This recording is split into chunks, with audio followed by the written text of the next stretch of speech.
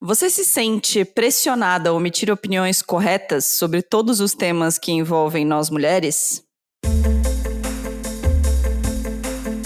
O meu nome é Marina Mels e eu me sinto com cada vez menos vontade de opinar e, mais do que isso, cada vez menos vontade de ler as opiniões dos outros. Meu nome é Vanessa Guedes e eu não me sinto obrigada a dar minha opinião sobre tudo. O meu nome é Larissa Guerra e eu tenho a impressão que essa cobrança às vezes vem muito mais de mim do que do meu contexto ou do meu círculo de convivência. Hoje a gente vai xingar as redes sociais. E não somente as redes sociais, porque a gente chamou a escritora Vanessa Guedes, criadora de uma das newsletters que a gente mais ama, para falar sobre o sumiço da fada sensata, a pressão sobre opinar por tudo e ainda opinar de acordo com as bandeiras e valores que nós mulheres representamos. Tenso, né? Então, boas-vindas ao Donas da Porra Toda. Donas Da porra toda.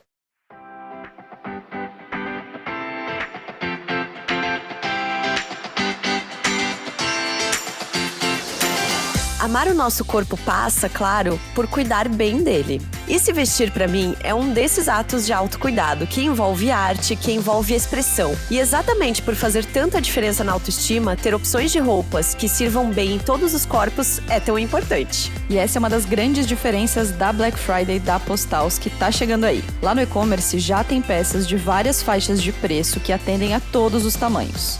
Eu acabei de abrir o site e só em plus size são nada mais, nada menos do que 11 mil produtos. Até o tamanho 60. É inacreditável. É bom demais pensar que tem tudo isso de opção com vários estilos, várias modelagens. E que vai ser possível comprar com preços promocionais, entrega super rápida e ainda opções para todas as pessoas. Já que estamos em novembro, sabe o que eu vou fazer? Eu vou deixar minha lista de desejos pronta com tudo que eu quero. Aí eu vou olhando com calma e quando o dia 24 chegar é só finalizar. Olha aqui, pessoa responsável. Não, responsável e agilizada é ela, tá? Então fica aí a dica também, porque na descrição do episódio tem um link para você acessar direto o site da Postals e já deixar a sua lista de desejos para Black Friday prontíssima. No aplicativo da Postals é ainda mais fácil, tá? Postals é moda pra vestir, moda pra se amar, moda pra gente.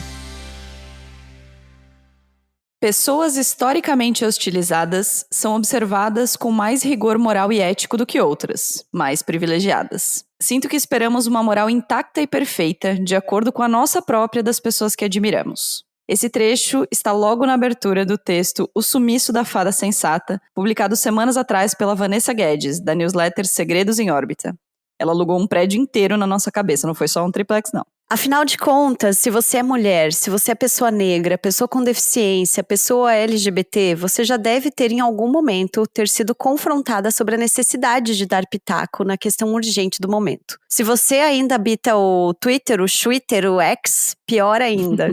É por isso que a gente resolveu chamar a Vanessa para essa conversa. Vanessa, primeiro de tudo que a gente não tá sabendo lidar, porque a gente é muito fã da tua newsletter. Toda newsletter que sai vira um debate no nosso grupo de pautas. A gente fica falando o que a gente quer falar sobre aquilo. Então a gente quer opinar sobre a tua newsletter. Para começo de conversa, que eu já queria deixar isso claro. Mas conta para quem tá vivendo errado e ainda não conhece o que é a Segredos em Órbita e quem é você. Ai, meu Deus. Vamos lá, então. Eu sou a Vanessa Guedes, eu sou escritora, sou imigrante, sou estudante de literatura inglesa e sou programadora. Né? Eu também sou, enfim, né, autora da newsletter Segredos em Órbita, como vocês colocaram aí. Eu sei que eu tô aqui por causa dessa newsletter. E eu tô falando com vocês do meu apartamento aqui em Estocolmo, na Suécia, né, onde eu vivo há 8 anos já. E, bom, primeiro eu queria dizer que é um prazer enorme saber que o fruto desse trabalho com a newsletter tá me proporcionando esse tipo de encontro, porque eu também sou ouvinte do Donas, embora eu seja uma ouvinte recente, mas eu comecei a escutar o podcast acho que no meio desse ano, então pra mim, ou talvez um pouquinho antes, mas enfim, pra mim é muito divertido estar participando aqui com vocês. E sobre a newsletter, bom, a Segredos em Órbita é uma newsletter, né, ou seja, é um e-mail que é enviado toda quinta-feira com uma crônica ou com um ensaio sobre, enfim, assuntos que variam muito entre literatura, imigração, comportamento, corpo, tecnologia. São, assim, os meus editoriais básicos, eu diria. São os meus interesses principais, né? E é meio curioso falar sobre isso, porque eu sou escritora de ficção, na verdade, né? E a newsletter começou porque eu tinha um certo descontentamento com o fato de que cada vez que eu lançava uma coisa nova, tipo um conto, uma narrativa mais longa e tal, em alguma publicação online, alguma coletânea, algum livro, o nível de alcance desses textos era muito limitado às pessoas que já me conheciam no âmbito pessoal e os amigos escritores, né, que estão nesse barco também. Então eu queria muito furar a bolha, encontrar outras pessoas em outros lugares, eu queria que outras pessoas encontrassem a minha voz narrativa também, né? E eu não queria usar o Instagram para isso. Então a newsletter veio como uma solução para esse problema de alcance que eu tinha e eu acho que tá dando certo. Pra gente tá dando super certo, texto... pois cachorrinhas. Não, pra gente, meu Deus, né? Tem isso. Depois eu vou ter que fofocar em off sobre os meus textos preferidos. Bom, meu Deus.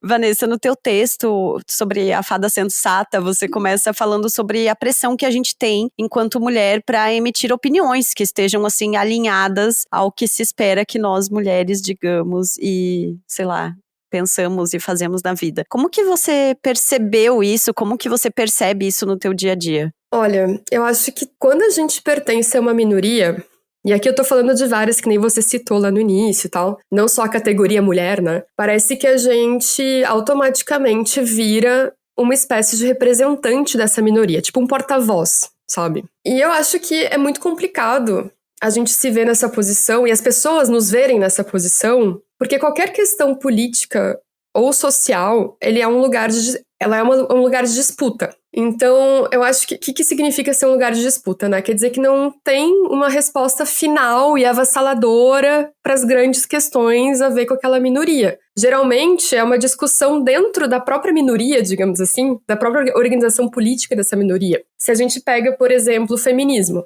tá? Somos todas feministas, tá? Mas a gente sabe hoje em dia que existem vários feminismos, né? E a gente tem disputas acirradas dentro do próprio movimento feminista. E eu acho que isso é muito complicado de transparecer quando a gente tá falando, tá pegando o nosso banquinho, subindo num palquinho, sabe? Pra falar pra um monte de gente que nem faz parte daquele contexto, sabe? Então, assim, eu acho que esse tipo de situação que a gente se encontra hoje, porque acho que a internet coloca isso em evidência, acho que antigamente a gente não tinha tanto esse problema, mas é que hoje todo mundo tem um palquinho, né? Então, eu acho que esse contexto contribui muito para que a gente tenha dois lados opostos da mesma moeda, sabe? O primeiro lado dessa moeda seria, tipo, uma sensação de que algumas pessoas têm de que é melhor não se pronunciar, não falar nada, porque o discurso delas vai ser avaliado por vários ângulos. E o outro lado da moeda é aquela galera que é exatamente o oposto, que por pertencer a uma minoria, se acha capacitada e competente para falar como um porta-voz dessa minoria de forma pública, né? E aí a gente tem esses dois problemas, que não é exatamente o conteúdo do discurso das pessoas, nem o lugar de fala delas, porque todo mundo tem lugar de fala, né? Mas como que os outros veem isso, sabe? Como que alguém fala qualquer coisa sobre ser mulher, sobre feminismo, e as pessoas que estão na volta acabam achando que isso é o movimento feminista, sabe? Usando esse exemplo, né? Super. Eu lembro a primeira vez que eu ouvi o termo proporcionalidade, assim, que foi com a Joyce Bert. Ela tava falando alguma coisa sobre Big Brother, essas paradas aí. E aí ela comentou alguma coisa do tipo, gente, esse mito do negro único, de que as pessoas precisam ter uma pessoa que represente todos os negros, é uma falácia. Então a gente precisa dar um ponto extra aí, que é o ponto da proporcionalidade, pra dar diversidade dentro da diversidade, né? Pra mostrar que as pessoas têm pontos de vista diferentes, sendo mulheres, sendo pessoas com deficiência, sendo pessoas negras, sendo pessoas amarelas, enfim, as vivências são múltiplas, assim, né? E eu lembro que pra mim pegou muito quando ela falou isso em relação a preconceito, que ela falou que o racismo, por exemplo, ele aparece na falta de proporcionalidade. Então, quando você já conclui de que por a pessoa ser negra, ela vai ter um certo gosto musical, por exemplo, ou ela vai ter uma certa predisposição a um tipo de trabalho, ou a esse tipo de coisa, e ela é resultado da falta de proporcionalidade, né? Porque aí uma pessoa fala uma coisa e a sociedade entende que tudo aquilo que está sendo falado falado é em relação àquele grupo, e não é, né? Então a gente sempre fala aqui do movimento feminista, a gente sempre cita a Damares como exemplo, né? É legal que tem mulheres, mas é a Damares, não muda absolutamente nada. Nossa, é uma mulher contra as mulheres, parabéns. Exatamente, então temos essas questões. Não, eu lembro até hoje desse episódio que a gente fez, né, Marina? Foi muito no começo do Donas, assim, que é muito complicado ainda, por mais que a gente entende e tal, ainda tem aquele momento, assim, que a gente fica, né, putz, infelizmente, não dá pra defender. Tem mulher que não dá pra defender. E pra mim, bate muito, assim, em coisas mais do dia a dia mesmo, sabe? Principalmente porque o público com o qual eu lido todos os dias no meu trabalho é um público muito heterogêneo, né? Então tem coisas que sim, que me fazem entender toda essa complexidade e que toda a teoria que a gente vê, que a gente estuda sobre feminismos e tal, ela vai muito, sei lá, às vezes ela fica muito presa ao ambiente acadêmico e não olha muito para o que está acontecendo na realidade, né?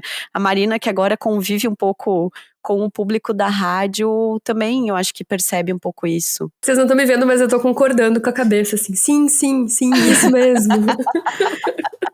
Sabe? Porque, sei lá, o universo de pessoas com o qual eu convivo, não presencialmente, né? Mas assim, das mensagens que eu recebo todos os dias na rádio e tal, me mostram que o mundo é muito mais amplo do que os livros de feminismo se restringem a contar e tal. E claro, é um debate super importante, a gente precisa debater, a gente precisa discutir as bandeiras e tal, mas às vezes a gente não precisa. Às vezes a gente, tipo, só tem que ficar quietinho e deixar ali o colega fazer o que ele quer fazer, né? A gente não é obrigada, né? Exato. A gente não é obrigada e assim, tem uma coisa que eu acho que é importante, que é a gente não só não se sentir obrigada, mas às vezes ser desencorajada pela gente mesma, assim, pelas vozes da nossa cabeça.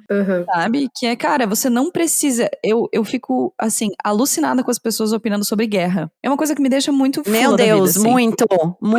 Gente, quando foi que todo mundo virou especialista em política internacional? Que bonde que eu perdi, sabe? E aí eu acho que é muito, muito isso, assim, às vezes, muitas vezes, na verdade, na grande maioria das vezes, quando se faz uma pergunta sobre mulheres ou sobre categorias, assim, né, sobre grupos de pessoas, não é sobre você. É muito mais sobre as pessoas que você ouve, as conclusões que você chega a partir das suas referências do que sobre as suas histórias. Então, sim, todo mundo tem um lugar de fala, claro, acho que isso, a Vanessa tem super razão, mas é isso, quando você opina, você tá falando de você não tá falando de todas as pessoas. E eu acho que talvez quem ouve essas opiniões não tenha essa leitura, né? E talvez a gente tenha que, enfim, seja mais um job aí deixar claro que a gente tá falando do nosso lugar, que é um lugar de pessoas desse jeito, que tem essa vivência, que moram assim, né, e tudo mais.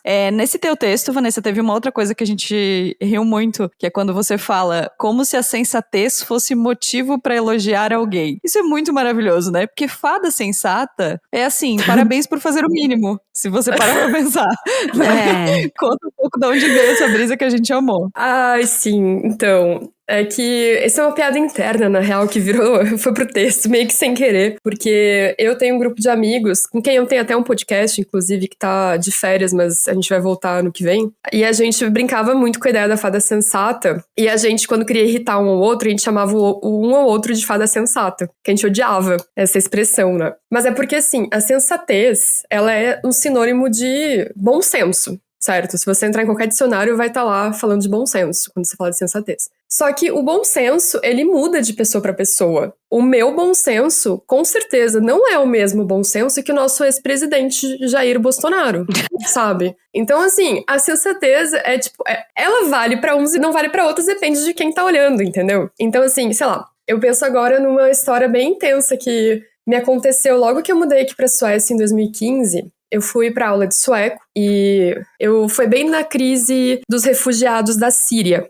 Não sei se vocês lembram, tinha aquela foto daquela criança afogada, horrível, que circulava em todo lugar. Então, eu estava aqui e eu cheguei junto com sírios aqui na Suécia. E aí, a gente estava lá na aula de sueco, porque o governo dá o curso de sueco para todo mundo que chega aqui, né? Não interessa quem seja. Então eu tava lá, metade da minha turma era de sírios, refugiados, assim, naquela situação pós-guerra, sabe? E eles nem falavam direito inglês, eu pelo menos conseguia me comunicar em inglês com os meus colegas, que estavam aprendendo sueco também comigo. E esses outros colegas sírios, alguns tinham inglês um pouco mais rudimentar e tal, mas a gente não conseguia ter conversas profundas, então eu tinha que usar o sueco pra isso, que ainda era bem macarrônico, né?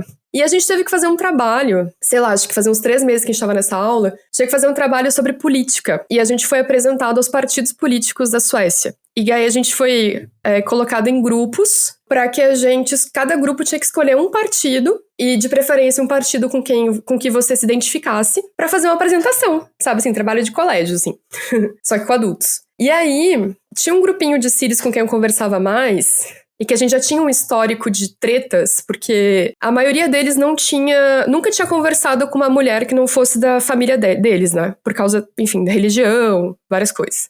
Então, pra eles era muito louco ter uma professora, mulher, né, nossa professora sueca, e colegas. E assim, que a gente estivesse dividindo o mesmo espaço que eles, e a gente tivesse a mesma dimensão que eles tinham na aula, a mesma importância, digamos assim, né? E aí, quando a gente foi fazer esse trabalho, esses caras, eles escolheram o partido de extrema-direita aqui, que é o partido nazista. E eu fiquei chocada, e eu fiquei sem entender, porque, tipo, porra, eles são os caras que são os mais afetados por esse partido, sabe? Esse partido quer exterminar exatamente eles. E eu fiquei lá com minhas dúvidas, tá, um tempo, até que, depois do trabalho, teve um dia que eu cheguei pra um deles, mais de canto, e perguntei, qual é que é de vocês apresentando aquele trabalho, sabe? Eu não entendi até hoje, sabe? E ele falou pra mim assim, olha, é muito simples, na verdade. Nós tivemos que sair das nossas casas, nosso país, obrigados. A maioria das pessoas que a gente conhece morreu. A nossa família morreu, a gente não tem ninguém. A gente teve que sair sem os nossos documentos, sem as nossas fotografias de família, nada, tá tudo lá, tudo queimado. E tudo que a gente queria era preservar essa memória, preservar a tradição do nosso país, os nossos valores e tal. Então a gente entende os caras desse partido porque eles também querem preservar os valores daqui. Nossa. Então, tipo assim, imagina, cara, eu precisei de dias pra digerir o que ele me falou, sabe? Até hoje essa fala dele me vem, assim, na cabeça. Eu encontrei com esse cara algumas outras vezes, casualmente, assim, na rua, porque, enfim, Suécia é um país muito pequeno. Mas esse negócio que ele me falou me marcou muito, sabe? Porque é exatamente isso, a gente não tem dimensão do que tá passando na cabeça do outro e como é que é a cultura do outro, sabe? Então, enfim... Eu amei Nossa. essa parada de sensatez, assim, de quando você falou tanto essa história que eu tô com o braço todo arrepiado, mas de sensatez de ser uma coisa única, assim, né? Então, partindo desse pressuposto, quando a gente chama alguém de fada sensata, nós estamos falando que nós mesmos somos tão sensatos quanto ela, porque a gente tá dizendo que a gente concorda com o bom senso dela. Total. É quase um autoelogio, né? Uhum. Tipo, você é sensata pra mim. Eu estou olhando pro meu espelho. Assim. Um narcisismo, né? É uma construção muito subjetiva também, né? Porque é isso, pra muita gente, a sensatez, ela depende muito desse conjunto de crenças, de valores, de coisas que a gente defende e acaba encontrando esse eco, assim. Eu acho muito delicado isso de falar. Eu tava também pensando numa outra coisa, assim, como a fada sensata, ela, na época, conversava muito também com o conceito do lacrou, assim, sabe? Super. Era uma frasezinha, né? Um tweet. Agora é o hablou, né? Hablou mesmo. Sim. Eu acho que ainda conversava muito com isso, assim, e é muito interessante como isso se desdobra, né? Você percebe, Vanessa, sobre essa pressão que, para que a gente fale, para que a gente esteja presente, ela existe de fato, assim, para você? Então, sim e não. Eu percebo por que existe a sensação de pressão, porque eu gosto de usar a palavra conspiração. Que é uma palavra bem difícil, porque ela tem muitas conotações ruins, né? E nesse sentido também é uma conotação ruim, na real, porque eu acho que como a gente fica usando as redes sociais ali, a galera fica muito tempo dentro delas, qualquer momento de relaxamento que as pessoas tenham, eu tenho a impressão que elas vão lá e pegam o celular e mergulham naquele void, sabe? Então a gente tá meio que com um olhar treinado pra aquele ambiente, pra aquele universo. E como é que a gente acaba se vendo dentro dele? Parece que assim como a gente tá de olho em todo mundo tá de olho na gente, sabe? Então eu acho que essa pressão, ela vem muito dessa ilusão de que o mundo inteiro que tá passando na nossa frente na timeline também tá olhando pra gente. Isso não é verdade. Inclusive porque cada timeline tá organizada de uma maneira completamente diferente da outra, né? Que tem aquela velha máxima que a galera fica falando, que eu esqueci agora exatamente as palavras, mas que antigamente a gente ficava na sala vendo televisão com a família inteira e todo mundo tinha que ver o mesmo canal. Tava todo mundo vendo a mesma coisa, todo mundo via a mesma novela todo dia, comentava com os vizinhos, enfim, via o mesmo noticiário, né? E hoje em dia não, cada um tá com o seu celular e cada um tem uma televisão personalizada pra si, né? Que não é montada apenas por nós mesmos, mas pelos algoritmos também, né? Então acho que fica uma conspiração, sabe? Uma coisa meio de vigilância de que tudo que a gente tá fazendo tá ali, sabe? Vai repercutir, vai chegar nas pessoas. Esses tempos tinha uma amiga minha aqui me visitando e eu achei muito incrível que ela me contou uma história de um flerte que ela tava tendo com um moço lá mais novo e tal. Uma história muito boa, inclusive, mas enfim, não vou entregar minha amiga aqui. E ela falou que ela postou um desenho, que ela é ilustradora, né? Ela postou um desenho, não sei o que era pra ele, mas ela não tagueou ele, não falou nada, só postou assim nos stories. E aí ela falou assim, eu sei que ele gostou, porque depois ele postou uma imagem de um outdoor com um docinho, com não sei o quê. Isso quer dizer, tipo, lembrou do nosso primeiro encontro. Sabe assim, eu fiquei tão pirada naquilo. Ela fez a fic. Total. E eu fiquei assim, como assim? E aí eu fui falar com umas amigas minhas depois, num outro grupo, e elas falaram que, nossa, mas isso é normal, todo mundo dá indireta, flerta desse jeito nos stories. E aí eu me senti completamente excluída desse rolê, porque eu falei assim, gente, se alguém tá flertando comigo assim, não vai dar certo. Tipo, porque, sei lá, eu nem entendi. Eu não acho que é sobre mim, entendeu? E aí eu acho que é isso, as pessoas também têm esse lance de achar que tudo é sobre elas, sabe? Então, eu acho que daí vem essa questão, assim, sabe? Porque a pressão, ela acaba sendo uma ilusão, na verdade. A não ser que alguém chegue pra você, diretamente fale, você não vai falar sobre tal coisa? Sabe? E te deu um bom motivo pra isso, né? Eu acho que só a Anitta que recebe esse tipo de chamado, sabe? O que a Anitta diria? Sei lá, a gente vive em contradição também, sabe? Eu acho que é importante lembrar disso, sabe? Tem um escritor que eu tô lendo muito agora, que é o Marshall Bandman, que ele tem um livro chamado Tudo que é Sólido Desmancha no Ar. Eu devo escrever alguma coisa sobre... o nome desse livro. Eu devo escrever alguma coisa sobre ele numas próximas newsletters aí. E ele fala que ser moderno é ser contraditório, né? E eu acho que é exatamente isso, sabe? A gente viver nesse mundo cheio de contextos e tal, e a gente acredita em coisas que vão diretamente ao contrário da direção do jeito que a gente leva a nossa vida, o tempo inteiro, sabe? Enfim. Meu Deus. Nossa, eu tô assim, pensando porque tem várias coisas que a gente tá falando aqui que conversam muito com o nosso episódio 200, inclusive, sobre contradições. Quando tu fala o nome desse livro, eu voltei pra época que eu trabalhei em livraria, assim, porque eu lembro do nome desse livro e eu sempre achava incrível o título, assim, eu achava muito bonito É uma frase do Marx. E eu nunca li, assim, mas eu vou procurar. O que me bate muito às vezes, assim, e até uma coisa às vezes que eu levo pra terapia, é de que às vezes eu acabo encontrando essas contradições na minha vida, nas minhas decisões, sabe? E aí eu fico muito assim, nossa, mas eu defendo isso, mas o que eu quero talvez vá ao contrário disso que eu defendo. Mas e agora? E o que eu faço, sabe? Então eu fico meio que nessa noia, assim. Tipo, meu Deus, vou rasgar minha carteirinha de feminista, sabe? Eu e a Marina, a gente usa às vezes esse termo. E eu até percebo uma pressão, assim, muito por conta do meu trabalho, né? Mas também é muito nesse sentido de que, às vezes, a pressão é pra ficar quieta. É tipo assim, pra evitar a treta, sabe? Tipo assim, evita. E eu sou uma pessoa que, assim, eu tenho muito prazer em argumentar se eu tô numa discussão, assim, sabe? Eu tenho muita pena de quem tenta argumentar comigo sem ter dados e fatos e quando é de um assunto que eu domino. Mas se não é de um assunto que eu não domino, como a Marina falou sobre a guerra, gente, eu não vou abrir a minha boca pra falar a respeito, assim. Bem que você faz. Cara, eu também fico calada. Vanessa alugou mais um triplex aqui na minha cabeça. Muito, meu Deus. É que ela acabou de falar. Que beleza, se a sua opinião for importante, for relevante, alguém vai te pedir pra opinar sobre aquilo e vai te dar um bom argumento. Se a gente for parar pra fazer uma autoanálise, assim, bem, bem real, quantas vezes isso aconteceu na nossa vida, né? Quase nunca. De todo mundo. né? Assim, é muito raro você chegar pra uma pessoa e dizer o que você acha, mas é muito comum que a pessoa comece a frase dizendo eu acho, né? Sim. Então, tipo, como a gente, no fim das contas, essa pressão, talvez, ou essa necessidade de opinar, seja só narcisismo mesmo. Não tenha, sei lá, porque uma coisa é assim, alguém sobre a guerra que a gente tava falando agora. Alguém pode perguntar pra um especialista, pra alguém que estudou, mas eu, assim, na minha timeline do Twitter, eu duvido que alguém tenha sido perguntado, assim, da galera que eu sigo no Instagram, que tá lá se posicionando. E eu acho que também, talvez a gente tenha que olhar por um outro lado, de que em alguns assuntos é importante que algumas pessoas se posicionem, mesmo sem serem convidadas né? Especialmente nisso que a gente tava falando de grupos minorizados, de diversidade e tal. Mas, assim, parando pra pensar, fazendo uma autoanálise aqui em tempo real, quando foi a última vez que alguém perguntou pra vocês, ou pediu, ou solicitou, ou enfim, que você expressasse publicamente a sua opinião sobre?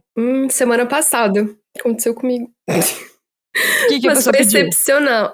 Uma amiga minha judia, né, enfim, que pediu pra eu, né, pra eu falar alguma coisa e tal. E aí eu falei assim, cara, não é minha luta, não é meu povo. Eu me solidarizo com sua dor. E eu sei que as coisas são super complexas, mas eu não tô eu não me sinto confortável de falar absolutamente nada sobre isso.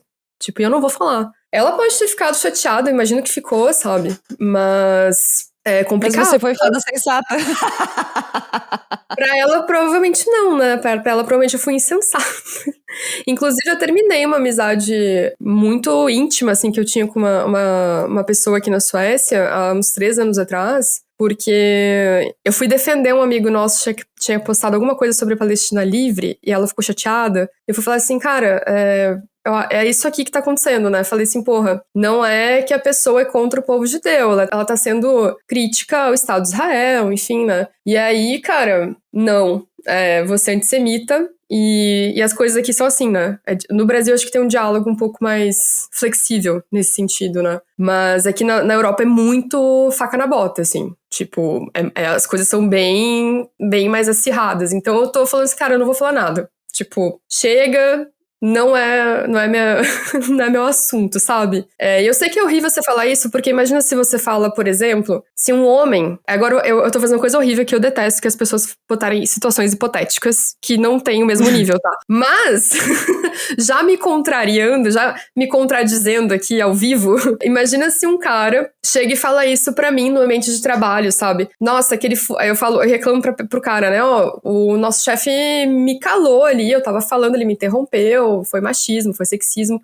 Você pode, por favor, numa outra vez, me ajudar, né, a intervir, porque eu tenho dificuldade, eu tenho, enfim, gaguejo, não sei. E aí o cara vai dizer pra mim assim, não, isso não é minha luta, não vou fazer nada. Tipo, é difícil, sabe? Eu sei que são situações bem diferentes, eu tô falando... Uma coisa é uma guerra, uma religião, outra coisa é o problema do sexismo. Mas eu entendo que existe uma convenção entre as dores aí, sabe? Entre a chateação, sabe? É a frustração de não ter um posicionamento quando você contava com um. Isso, exatamente. Principalmente numa relação de amizade, né? É diferente você falar com o fulaninho da internet, que é só o fulaninho da internet, outra coisa é você falar com uma pessoa que tem um relacionamento com você de anos, né? Tanto colega de trabalho quanto amigo, né? Muito complicado. Super. Você falou uma coisa que pega muito também pra gente nesse texto, que é a relação entre exposição e vulnerabilidade, né? Do quanto a gente tá expondo só o que não é vulnerabilidade e do quanto, às vezes, a gente precisa buscar esse equilíbrio. Dá? Como é que busca esse equilíbrio? Olha, eu já falei sobre isso no outro texto, um pouco mais, eu acho, sobre exposição e vulnerabilidade, porque, assim, quem se expõe tá vulnerável. Algumas pessoas estão mais vulneráveis do que outras, claro, né? Como a gente já falou aí, pessoal das minorias, eu acho que tá sempre muito mais vulnerável, porque... Como é que eu vou explicar isso? Assim, eu acho que a palavra equilíbrio não é a melhor nesse sentido. Eu acho que o melhor seria limites, sabe? Então, assim, quais são os meus limites aqui e os limites no outro assunto, sabe? Ou na outra área da vida. Eu acho que aí você até encontra um equilíbrio, mas eu gosto mais de usar limites, porque eu, por exemplo, como escritora, como autora, eu falo muito da minha vida na newsletter. Então, eu sinto que eu me exponho, mas eu meço muito bem o quanto eu me exponho e o quanto eu exponho as pessoas que estão nas histórias. Inclusive, não tem nenhum texto na minha newsletter que eu tenha citado alguém que não tenha conversado com a pessoa antes de publicar, ou enviado o texto para ela ler antes, Pra mim isso é uma coisa muito importante, né? A minha dignidade, assim, digamos assim, com as pessoas com quem eu me importo, né? Salvo as pessoas que são falecidas, que eu já escrevi que não tem como avisar a pessoa, né? Mas eu acho que existe esse lance de a gente ter consciência do quanto a gente se expõe e o quanto a gente banca ser vulnerável, sabe? Então, pra mim, tem esse jogo, assim, eu sempre tô avaliando isso. Quando eu fui falar, por exemplo, de não monogamia, eu fiquei avaliando o quanto valeria a pena falar sobre isso durante meses, até eu decidir escrever. E aí eu consegui colocar limites sobre o quanto que eu ia falar sobre isso, né? De modo que, assim, foi um texto pra quem já me lê, não foi um texto pra internet, pra lacrar, pra sei lá o quê, sabe? Ao mesmo tempo, foi uma forma de me manifestar sobre um assunto que eu acho que é tratado de um jeito muito belicoso nas redes sociais. Então, assim, eu fiquei vulnerável porque tem um monte de gente que me conhece, que lê a newsletter, que não fazia a mínima ideia de que eu vivia uma vida não monogâmica, tipo, desde adolescente. Era uma coisa que era muito pessoal minha. E eu fiquei avaliando o quanto valia a pena lidar com isso depois. E eu tive que lidar depois, né? Depois veio o cheque, sabe? Pra descontar. No fim deu tudo certo, porque eu acho que eu também consegui, através do texto, colocar as coisas nos meus termos. E é exatamente por isso que eu gosto muito de escrever fora das redes sociais, fora do Instagram, por exemplo, porque eu acho que me dá mais liberdade de formato e de prosa, sabe? Eu consigo aprofundar um assunto de um jeito que eu não conseguiria nas redes sociais, que tem uma outra estrutura, uma outra pegada, sabe? Enfim, tô toda hora falando enfim no final da resposta, não sei porquê. Eu também acho que tem uma linha muito tênue, assim, entre essa questão da exposição e da vulnerabilidade. Porque ao mesmo tempo em que eu tenho aprendido que certas coisas eu preciso guardar pra mim, assim, e não expor, eu também entendo que às vezes você se mostrar vulnerável acaba humanizando e aproximando mesmo, com pessoas que também podem estar vivendo aquela situação e que também podem estar sentindo aquilo. E isso acaba, às vezes, trazendo às vezes uma ligação nova, uma coisa ali que vai te ajudar também, sabe? Mas assim, é muito difícil buscar esse equilíbrio. Ainda não sei fazer, assim. A velha contradição. Eu não vou meter o pau nas redes sociais de novo, porque eu tô fazendo isso faz 200 episódios, então eu não vou fazer isso de novo. Mas eu acho que dentro da exposição da vulnerabilidade também tem um narcisismo que precisa de cuidado e equilíbrio, assim, sabe? Que toda exposição tem isso e mesmo nas fadas sensatas, que é o nosso tema de hoje, que a gente admira porque se expõe, que a gente admira porque se vê, eu acho que tem muita contradição, tem muita exposição que eu acho muito problemática, assim, sabe? Uma exposição descuidada, A gente viveu a semana Chico Moedas e Luísa Sonza, né? Se discutiu muito isso, assim. Nossa Qual senhora. é o Posso fazer um limite comentário da exposição? rápido? Por favor. Pode, claro. Foi no podcast de vocês que eu descobri que era Chico Moedas, porque eu não lembro quem que ficou falando que tinha um crush no Chico Moedas. E aí, sei lá, fiquei assim, quem será essa pessoa? E aí eu não sei, procurei em algum lugar, eu achei o vídeo dele, o Casimiro, né, que vocês tinham falado, e eu fui ver o Casimiro, bêbada um dia em casa, enfim. E aí me matei de rir, assim, foi meu momento de relaxamento. E aí, cara, na semana seguinte, rolou tudo aquilo. Aí eu fiquei assim, gente, o que aconteceu? Então, é isso. O que a gente pensa? Não sei o que a gente pensa. Qual é a nossa grande contribuição pro mundo? A gente apresentou o Chico Moedas pra uma galera. Eu achava que ele era só um amigo do Casimiro aleatório, não fazia a mínima ideia de quem ele era, assim, que era namorado, além de amigo do Casimiro, era namorado da Luísa, tipo. Então, mas é que pra mim, ele é o amigo do Casimiro. Continua sendo apenas isso. Aí pronto. Bom, e seguimos a vida assim. Mas enfim, nessa semana que teve todo esse auê, nos nossos grupos, a gente conversou muito sobre isso, assim, sabe? Sobre quanto a exposição da vulnerabilidade, quando é feita de uma maneira, talvez preocupante, exagerada também até, não é saudável, né? Então, eu acho que a exposição nas redes sociais, ela tem várias coisas boas. Larissa Guerra já me convenceu disso, tá? Estamos aqui há 5 anos para eu dizer essa frase, mas Larissa Guerra já me convenceu que tem coisas boas nas redes sociais. Mas tem. Também tem essa coisa da vulnerabilidade, da exposição da vulnerabilidade, às vezes ser mais uma estratégia do que uma generosidade. sabe? Muitas vezes, inclusive, ser mais uma estratégia do que uma generosidade. Mas enfim, isso é um outro assunto. Tipo aqueles pedidos de desculpa no TikTok, no YouTube. Quando de alguém camiseta faz alguma... branca e cabelo amarrado de qualquer jeito, eu amo. Aquela cara limpa, assim, sabe? O background limpo também.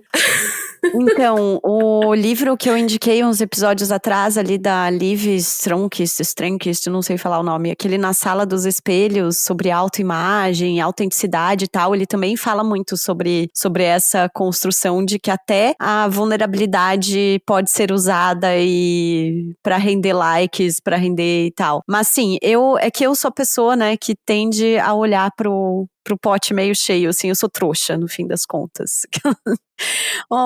Vanessa, mas pra gente encaminhar pro final, queria voltar pro que tu tava falando sobre a crise do formato, assim, como que a gente pode, então, abrir discussões, trocar ideias, sem apelar, então, pras mesmas redes sociais de sempre, e a newsletter eu acho que é um ótimo meio pra isso, né? Nossa, mas que pergunta espinhosa. Como que a gente pode solucionar? Sei lá, aquelas... Eu tenho, assim, eu penso muito nisso. É uma das coisas, uma das minhas crises pessoais já é pensar soluções, porque escutei esses tempos muita gente usando o termo internet moleque, que é aquela internet que a gente, que tem mais de 30, viveu lá no início dos anos 2000, que a gente tinha que... Tudo a gente tinha que caçar, né? Então, acho que assim, a gente foi... eu não sei quantas vocês têm, gurias, mas eu tenho 33. Então, eu me encaixo nessa aí. E eu entendo que a minha geração era aquela que sabia programar o videocassete pra gravar o programa de TV na hora que precisava. A família inteira chamava pra fazer isso, né? Você era a pessoa que sabia mexer no controle remoto, que não sei o quê. E quando chegou o computador, a gente também virou muito... A gente teve que aprender muita coisa, sabe? Que hoje em dia não é tão necessário, porque tá tudo muito mais orgânico. Então, acho que some um pouco das estruturas dos lugares onde a gente tá online. Então, por exemplo, antigamente, pra gente ler um site, ler um conteúdo, a gente tinha que abrir o navegador, digitar o nome do site, né? Depois apareceu o Google. Vamos lembrar que o Google não estava aí desde o início da internet, tá? O Google foi aparecer, acho que 99, 98, sei lá. Aí você tinha o Google, tinha outras ferramentas de busca em que você ia lá e digitava o nome de alguma coisa e aí encontrava as coisas. Mas não era... A gente usava o Google pra procurar o que era uma coisa, não pra, tipo, achar um site, sabe? Eu preciso ir nas Casas Bahia. A pessoa digita Casas Bahia... Agora, no navegador, clica no Enter, vai abrir o Google, e aí você vai clicar no site das Casas Bahia, sei lá. Não tem propaganda das Casas Bahia, usei um exemplo meio datado, inclusive, né? E aí hoje a gente não tem mais essa noção de onde as coisas estão, porque parece que a internet é aquele monte de iconezinho no nosso celular, que são os aplicativos que a gente usa. E de certa forma ela mas ela não é só isso. E essa questão de ela não ser só isso é que muda as coisas, tá? Eu tava lendo alguns estudos de comunicação de uns alemães aí, não vou falar nomes porque eu vou esquecer e não vou saber falar os nomes. Mas tem uma galera lá dos comunicólogos que discutem o formato do telejornal, por exemplo. Como ele dessensibilizou as pessoas. Porque você tem ali sempre esse formato. Duas pessoas, geralmente um homem e uma mulher, né? Ali sentados numa mesa, com as mãozinhas em cima da mesa, lendo prompt. Então eles falam, dão uma notícia de um genocídio. Logo em seguida anunciam que nasceu o bebê da cadelinha adotada na não sei o que, na ONG. Depois dão notícia do resultado do futebol. Depois dão notícia de uma morte num acidente super trágico na beira da praia. Aí depois dá de novo uma notícia legal de um resultado das Olimpíadas. Tudo isso é feito dentro do mesmo quadrado, falado do mesmo tom, no mesmo tom pelas pessoas que estão dando a notícia. Então, dá a sensação de que é uma coisa plana. Assim, cognitivamente, a gente acaba interpretando o nosso cérebro, os nossos sentidos. Eles recebem isso tudo do mesmo jeito. E isso, ao longo do tempo, né, a longo prazo, acaba deteriorando um pouco a nossa sensibilidade com as tragédias, com a dor do outro, sabe? É uma coisa muito estranha. E aí, enfim, tem vários artigos acadêmicos sobre isso. E aí eu comecei a pensar nisso na questão da internet. É exatamente a mesma coisa que acontece. A gente entra lá no Instagram. Eu tô usando muito Instagram de exemplo porque é a rede social que mais tá na minha cabeça ultimamente, porque eu quero muito sair, não consigo, enfim. Acho que é um problema de todo mundo. Apesar de que eu só entro, 10 minutos por dia no máximo, mas só pra não fazer desfeita dos memes que me mandam, né? Mas assim, você entra lá e tá tudo educação, uma pessoa te ensinando uma coisa, uma pessoa postando foto da bunda, uma pessoa postando coisa do filho, uma pessoa postando, sabe? Tem vários tipos de conteúdo que estão no mesmo formato quadrado ali, né, da tela, e acontece a mesma coisa, o mesmo desgaste cognitivo que nos dessensibilizou com o telejornal, está nos dessensibilizando com as redes sociais. Então, assim, como que a gente pode combater isso? Eu acho que é adotando novos formatos, entendendo como a internet funciona, sabe?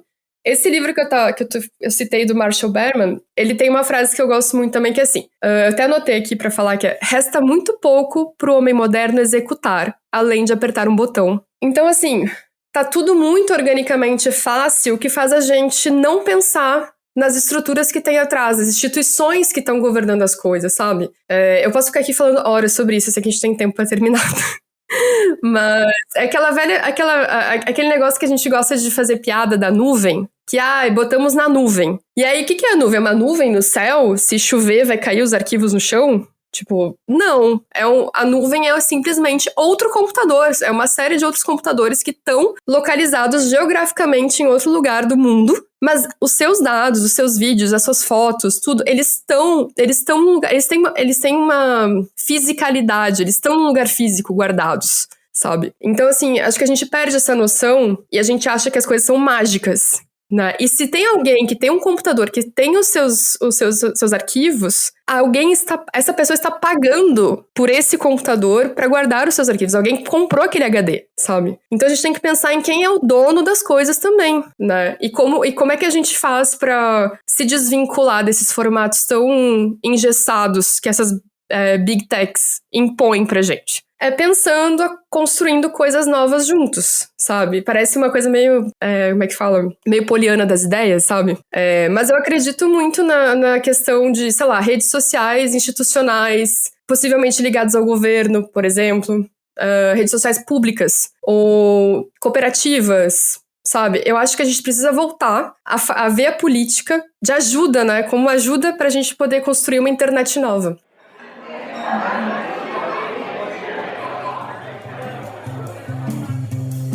Bom, chegamos então na nossa mesa de bar, aquele espaço pra gente trazer ideias, pra gente brindar com as nossas amigas, com as nossas ouvintes. Vanessa, o que costuma se tomar em bares na Suécia? Agora eu fiquei curiosa. Cerveja e drinks. Nada muito diferente. De boa. Ótimo. E lembrando você que temos a nossa campanha de financiamento coletivo em apoia.se/Donas da Petoda. A partir de R$5 por mês, você ajuda a gente a manter o Donas, a bancar aqui os custos operacionais e tudo mais, pra gente fazer desse espaço um espaço semanal de conversas e de ideias aí de triplex alugados na sua cabeça.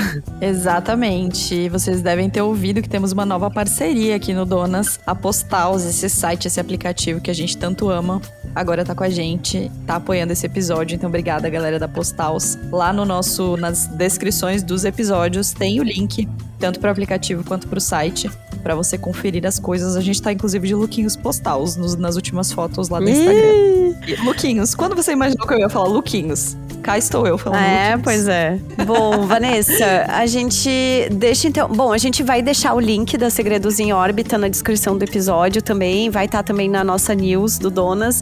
E eu queria que você desse 2 dicas de coisas que você tá vendo, lendo, ouvindo, seguindo, por aí vai. Ai, gente, eu queria deixar então 2 dicas de livro que já li e recomendo fortemente. Os 2 são de ficção científica. O primeiro é A Telepatia São os Outros, que é da Ana Rush. E o segundo A Telepatia São os Outros é um romance, né? Romance que eu falo não é um livro romântico, mas um romance no sentido livro, né? É um romance que acontece entre o Brasil e Chile, tem a ver com um certo chá que acaba ganhando uma patente de um estrangeiro que vai lá pro Chile pra explorar esse chá e acaba patenteando uma coisa que pertence às pessoas que estão ali há muito tempo, né? Então é um livro acho que bem atual. Você pode até fazer um paralelo entre esse chá e a ayahuasca também. Tem muita coisa de tecnologia envolvida, enfim, é uma trama bem legal, assim, fica a dica. E o outro é o livro de contos do Thiago Ambrosio Lage, chamado Romantífica, ou Romantifica, esqueci agora onde é que tá o acento do I dele. E ele é um apanhado de contos de ficção científica que são também sobre amor. Então tem a pegada do romance com o cientificismo. Gente, eu esqueci como eu falo português hoje. Então fica essas duas dicas aí de ficção científica pra vocês lerem. Chique. Eu vou trazer duas histórias, uma em podcast e uma em cinema. A de cinema é O Meu Nome é Gal, um filme contando um pouco da história da Gal Costa. Bem pouco mesmo, assim, da chegada dela aos holofotes e a como se deu a construção do Quarteto Fantástico, né, de Gal, Bethânia, Gil e Caetano. É um filme bem interessante, a Sophie Charlotte tá super bem de Gal. Pra mim, o mais massa de filmes nesse sentido é a gente conseguir ouvir as músicas dos artistas que a gente gosta no cinema. Então, pra mim, foi uma experiência muito mais... Foi literalmente audiovisual, assim, sabe? Muito relacionada às canções dela. A última cena é muito arrebatadora, assim. Muito, muito boa mesmo. Então, Meu Nome é Gal, tá nos cinemas. Não sei se vai estar quando esse episódio sair, mas tá nos cinemas. É um filme brasileiro, cinema brasileiro. Vamos assistir, vamos sempre nas primeiras semanas pra tentar fazer o nosso cinema crescer de novo. E a minha segunda dica é bem atrasada, tipo, anos. Porque eu só fui ouvir agora A Mulher da Casa Abandonada, do Chico Felitti. Eu não tinha ouvido ainda porque eu tenho um problema com hype, né, das coisas, assim, eu fico irritada. Eu não fico... Quando todo mundo tá vendo, eu fico irritada com aquilo e não quero ver. Então, não tinha... então, eu fico meio de bode, não sei. Pessoa... Enfim. E aí, tinha me irritado com A Mulher da Casa Abandonada. E agora fui ouvir. E é realmente espetacular. As pessoas tinham toda a razão em estar no hype. Não me arrependo de não ter ouvido antes, porque eu acho que agora eu consegui ouvir curtindo mesmo. E duas histórias reais, né? Tanto da Mulher da Casa Abandonada quanto da Gal, que se transformaram em excelentes obras de arte e de jornalismo. Então, Mulher da Casa Abandonada, tá em todas as plataformas, do Chico Felitti, e Meu Nome é Gal, que tá no cinema. Suas dicas, amiga? Eu vou com 2 podcasts, porque infelizmente eu tô numa fase em que eu não tô conseguindo acompanhar muita coisa, mas esses 2 podcasts me pegaram muito na última semana, assim, eu tô muito apaixonada por eles. Um é o podcast Lombada, que é sobre design e os bastidores do mercado editorial e gráfico no Brasil. E aí parece que é uma coisa assim, nossa, muito distante, mas não, vai ouvir porque é muito mais do que isso, assim, fala de feminismo, de literatura, de precarização do trabalho, enfim, foi uma dica da Stephanie Ceola, né, que a gente ama, maravilhosa, ela deu dias atrás essa dica e eu corri pra ouvir e tô amando, inclusive Pós-Fácil está lançando uma nova temporada, né, com escritores catarinenses sobre literatura de Santa Catarina, que a gente já recomenda pra vocês ouvirem. E aí, o segundo podcast que eu vou indicar também é o Livros no Centro, que é um podcast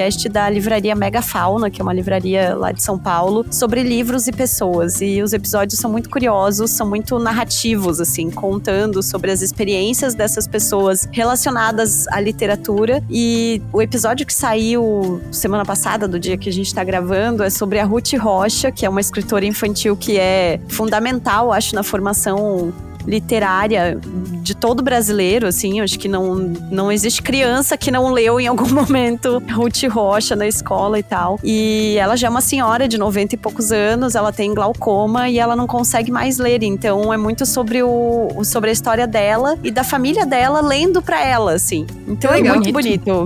Nossa, é super carinhoso, é um episódio muito afetuoso, assim mesmo, eu achei incrível. E tem um episódio também sobre as leituras de um ex-jogador do Palmeiras, que é muito engraçado, assim, muito, muito gostoso de ouvir. Amei as dicas, gente. Olha, fomos da ficção científica pra podcast de literatura da Megafauna. Eu vou atrás dessas dicas de podcast. Gostei também. Eu tô apaixonada por esses 2, assim. A Mulher da Casa Abandonada já ouvi, né? Mas, enfim. Lombada aí. Tudo bem. Tudo bem. A gente tem a mesma opinião, mas é isso. Quando eu fui anotar essa dica no roteiro aqui, eu fiquei pensando, gente, as pessoas vão me julgar muito. Porque, assim, 50 anos depois, tá tudo bem. É isso, é meu jeitinho. Vanessa, muito obrigada por estar com a gente, mesmo com fuso horário, mesmo com, enfim, 1000 coisas. Obrigada por estar com a gente, foi ótimo. Você é uma fada sensata, Vanessa. Ah, não, eu sou a bruxa insensata, gente, vocês não estão sabendo. Bom. Mas muito obrigada pelo convite, eu amei também o papinho e eu gostei das perguntas, foi muito bom. E é bom falar, né, num outro formato. Divertido. Que bom, venha sempre, então. Tô até meio confusa. É ótimo. É porque eu escuto vocês no podcast, agora eu posso responder e vocês vão escutar a minha resposta. Adorei. A gente muito se bom. sente da mesma forma, mas a gente escreve quando a gente te recebe. Então a gente vai começar a te responder também. Pronto. É isso. Muito bom. Um beijo, Obrigada. até É semana que isso. vem. Beijos. Beijo, gente.